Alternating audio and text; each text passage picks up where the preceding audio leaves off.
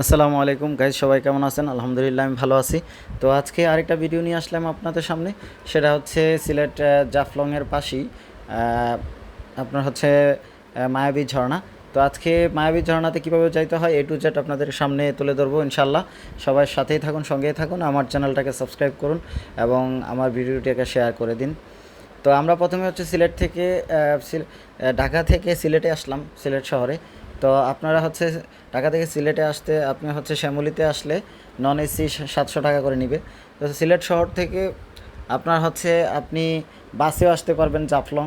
তো বাসে আসলে আসলে লেট হয় বেশি, জায়গায় জায়গায় স্টেশন ধরে।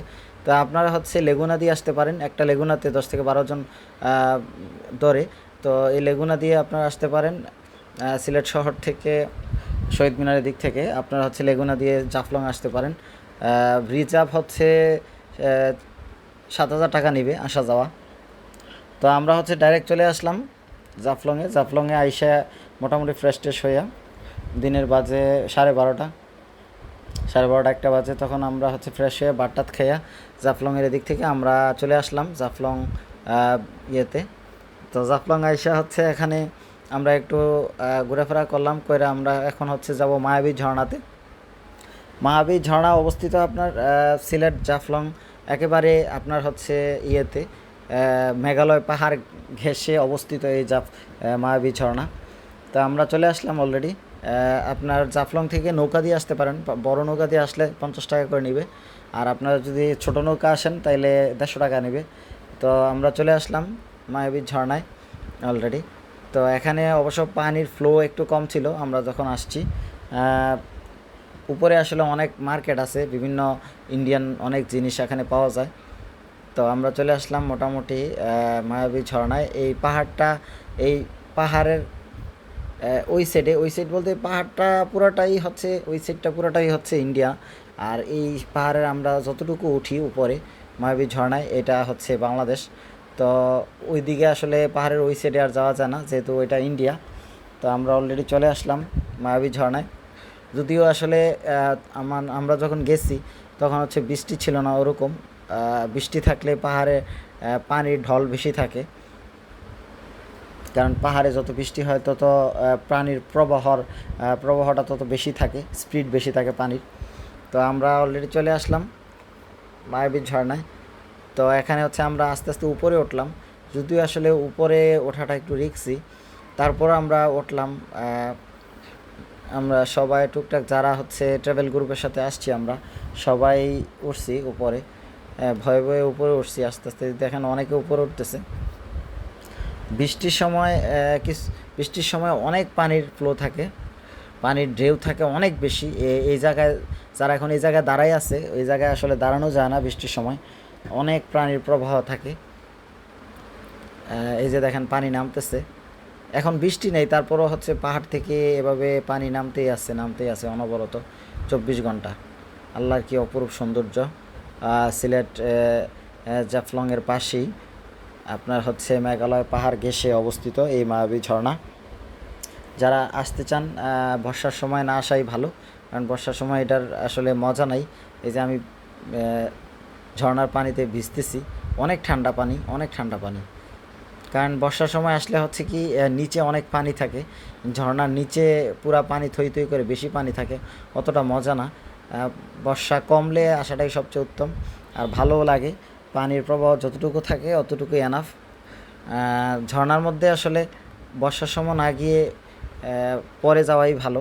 প্রত্যেকটা ঝর্ণাই বাংলাদেশের যতগুলো ঝর্ণা আছে বর্ষার সময় না গিয়ে আসলে বর্ষার পরে 1 থেকে 1.5 মাস পরে যাওয়াটা সবচেয়ে উত্তম। তখন হচ্ছে পানির প্রবাহটা স্বচ্ছ থাকে, পানিটাও স্বচ্ছ থাকে, প্রবাহটাও একটা নর্মাল রেঞ্জের ভিতরে থাকে, যার কারণে পানির নিচে দাঁড়ানো যায়। আর বর্ষার সময় আসলে এত স্পিড থাকে পানির, ভয়ঙ্কর রূপ থাকে ঝর্ণাগুলার, দাঁড়ানো যায় না। আমি উপরে উঠলাম, উপরে উঠে একটু দাঁড়াইলাম। আমাদের সাথে যারা আছে এই ভাইয়েরা সবাই আমাদের ট্রাভেল গ্রুপের সাথে আসছে। যদিও ট্রাভেল গ্রুপে আসলে 2 দিনের ট্যুরে অনেক কমের মধ্যে ঘোরা যায়, 2800-2900 টাকার মধ্যে ঘোরা যায়। এই জন্য মানুষ ট্রাভেল গ্রুপের সাথে ঘুরতে আসে, কম টাকার মধ্যে মোটামুটি ঘোরা যায়। কারণ 2 দিনের ট্যুরে অন্য জায়গায় পার্সোনালি গেলে 5 থেকে 4-5 হাজার টাকা খরচ হয়ে যায়, 5-6 হাজার টাকা খরচ হয়। আর ট্রাভেল গ্রুপের সাথে আসলে 3000 টাকার মধ্যেই কমপ্লিট হয়ে যায়। ভালো লাগলো। পানিগুলো অনেক ঠান্ডা, অনেক ঠান্ডা। যারা আসবেন ঢাকা থেকে তারা তো অবশ্যই সিলেট শহর হয়ে আপনাকে আসতে হবে জাফলং। অনেকেই জাফলংয়ে আসছেন বা অনেকেই হচ্ছে এই মায়াবী ঝর্ণাতে আসছেন। অপরূপ সৌন্দর্য, প্রাকৃতিক সৌন্দর্যের এক অপরূপ লীলাভূমি আমাদের এই বাংলাদেশ, আমাদের এই সিলেট অঞ্চল। সিলেট পুরোটাই হচ্ছে ন্যাচারাল জায়গা। আমি মোটামুটি সিলেট সবগুলা স্পটই ট্রাভেল জায়গাগুলা সবগুলাই ঘুরছি, টুরিস্ট স্পটগুলা। অনেক সুন্দর জায়গা, পুরো সিলেটটাই হচ্ছে আসলে ঘোরার জায়গা, সুন্দর জায়গা। যারা আসবেন অবশ্যই সময় নিয়ে আসবেন। আর বিশেষ করে সিলেটে আসার আগে অবশ্যই আপনি হচ্ছে সময়টা বাইসা নেবেন। আপনি হচ্ছে আগস্টে, জুলাইয়ের লাস্টের দিকে, জুলাইয়ের লাস্টে এবং আগস্টের প্রথম দিকে আসলে সবচেয়ে ভালো, কারণ তখন পানির বন্যা টন্যা থাকে না আর বৃষ্টি বাদল কম থাকে, যার কারণে আপনার হচ্ছে ইয়েতে জাফলংয়ে পানি অতটা থাকে না, পানি কম থাকে।